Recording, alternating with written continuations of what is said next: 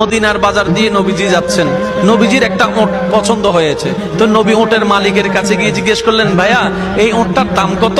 ওই দামাদামি হলো, নবী সে দামে কিনতে রাজি হলেন, কিন্তু নবীর কাছে তখন অর্থ ছিল না। তখন নবীজি ওনাকে বললেন, আপনি আমাকে ওটটা দেন, আমি এখনই গিয়ে আপনার সেই প্রাপ্যটা পাঠিয়ে দিচ্ছি। ওটের মালিক ওনাকে ওটটা দিয়ে দিলেন। আশেপাশে যারা ওটের মালিক ছিল সবাই জিজ্ঞেস করতেছে, এই পাগলা, তুমি কি যাকে ওট দিয়েছো তাকে চিনো? বলে যে না। নাম জানো? বলে যে না। পরিচয় জানো? বলে যে না। ঠিকানা জানো? না।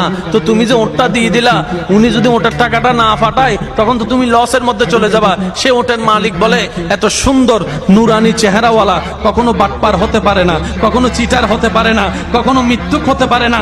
ওনার চেহারা দেখেই তো আমি ওট বিক্রি করার আগে মনটাই বিক্রি করে দিয়েছি, মনটাই বিক্রি করে দিয়েছি, মনটাই বিক্রি করে দিয়েছি। তোমরা যাই বলো, আমার মন বলে উনি আসবেই আসবে, টাকাটা পাঠাবে পাঠাবে।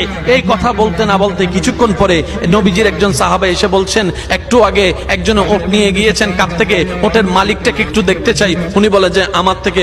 তো উনি বললেন, আমাদের নবী আপনার থেকে ওটটা নিয়ে গিয়েছেন, ধরেন ওটের টাকাটাও দিয়েছেন, আপনাদের খাবার জন্য কিছু খেজুরও হাদিয়া পাঠিয়েছেন, খেজুরও হাদিয়া পাঠিয়েছেন। ওই ওটের মালিক